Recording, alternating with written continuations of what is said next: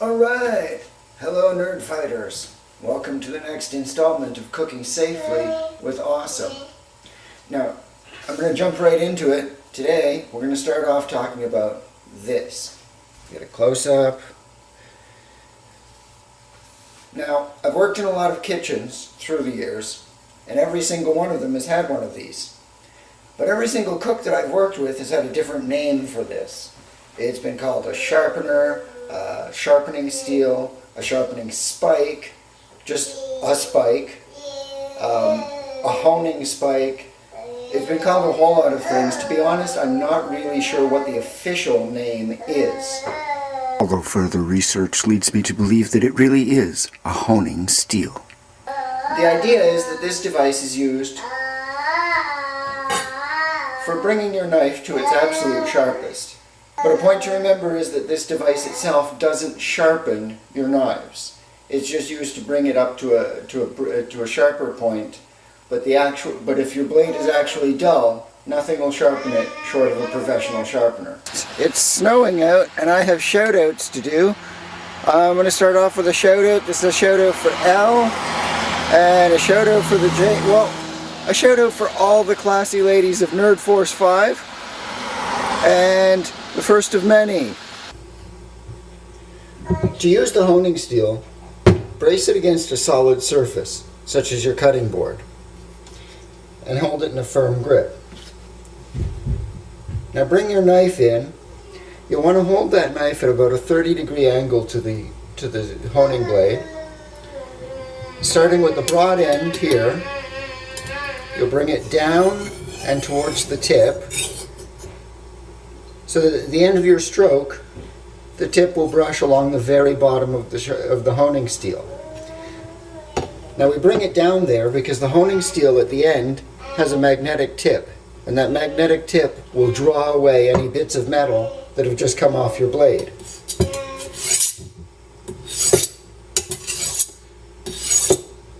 A couple of strokes like that should bring the tip of the blade to its sharpest so that it's ready for work. And that's an important thing, because a dull blade is more likely to cut you than a sharp blade. I've heard people tell me that they figured that a dull blade would be less likely to cut them. But the fact is that a dull blade is more likely to require extra pushing, extra effort, and it's more likely to go sliding off unpredictably off to a side, and that's dangerous for your hands. And I'm now here in the server room to give a shout out to Zax and Lone Wanderer. Hi guys! This blade is a serrated blade. A serrated blade never touches the honing steel, because that would interfere with the serration, and it's just not worth it. The serrated blade shouldn't need sharpening as often, and when it does, it really should go to a professional sharpener. Now on this blade you'll see there are micro channels cut into the edge. That makes it a self-sharpening blade, and this is a blade that should never touch the honing steel, because that'll defeat the purpose of all these tiny little grooves. Also got a shout out for KT and Kyle Yankinich and Zintz. So a few points of safety in using your knives in the kitchen. First of all, of course, obvious, is you don't point a blade at anyone. To preserve the blade of your knife, the knife never goes in the dishwasher. Now another point of safety is that you never ever put your knives into the sink along with the rest of your dishes. A knife as sharp as that, hiding in this water, is just a knife waiting to eat a finger. When you're done with your knife, you wash it under the tap, a little warm soapy water, wipe it dry, pass it across the honing steel, and put it away. Just one last quick tip. When you're cleaning and drying your blade, dry it from the blunt side of the blade rather than from the sharp side. Quite simply because drying it like this is a great way of slicing open your hand. And I've seen it happen, and it's not a pretty sight. If you happen to use one of those knife blocks and you want to preserve the blades A good idea is to put your knives into the knife block with the blade pointing up. If you put it in the standard way with the blade down, the weight of the blade is pushing down on the sharp end, and you'll damage your edges a lot faster. Alright, so we're starting off today with a very basic knife. You've seen it in a few shots already. It's this one. It's called the chef's knife. It's a general purpose cooking knife used for a lot of different things through the kitchen. It's got that nice triangular kind of shape to it and a nice thick blade. The blade doesn't bend. It's a nice sturdy blade. It's made for cutting a lot of vegetables, a lot of chopping actions.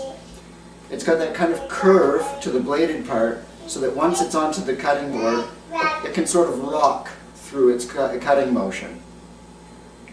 The idea, in fact, is that some part of the blade should be in contact with the cutting surface at all times. Now, a little word about cutting surfaces. Ceramic or glass cutting surfaces will dull the blade a lot quicker. What you really want for using a knife like this is either a wooden cutting board or one of these plasticized ones. These ones will allow you to do your cutting without dulling your blade. If your cutting surface slides around too much, you're in danger of cutting yourself. So what I like to do is put a damp towel down on the counter first, and put my cutting board down on top of that so it slides a lot less. You want to hold your blade with a nice firm grip, a nice handshake grip, but not so firm that you're like losing the circulation. Nice firm grip like this that keeps your thumb and fingers away from the blade. Your other hand, which will be used for holding your food, should curl under so that the blade can sort of ride off the edge of the knuckles, and again, fingers and thumb are curled out of the way where they're safe. We're going to start off with cutting up this onion and get it into some nicely diced onion here. We'll start by getting rid of the pointed end. We don't need it. Having a flat surface really helps in cutting round things so they don't roll around too much. And we just want to cut it right in half. Now, we'll make a few cuts along the length of the onion, but we're not going right all the way to the end. We'll be leaving just a little bit .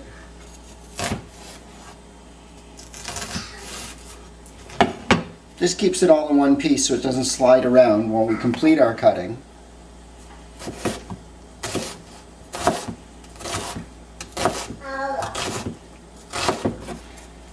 And that's a nicely diced onion.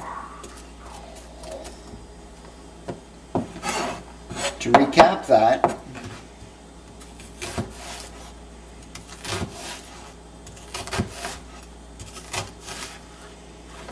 and please notice that at no time are the fingertips in any real danger.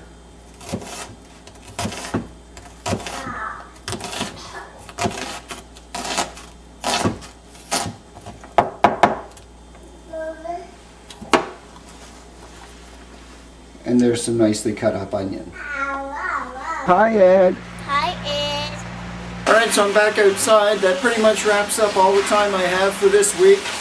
So, use what I've taught you so far. Be free to send me comments at the email address provided. And I'll see you next time on Cooking Safely with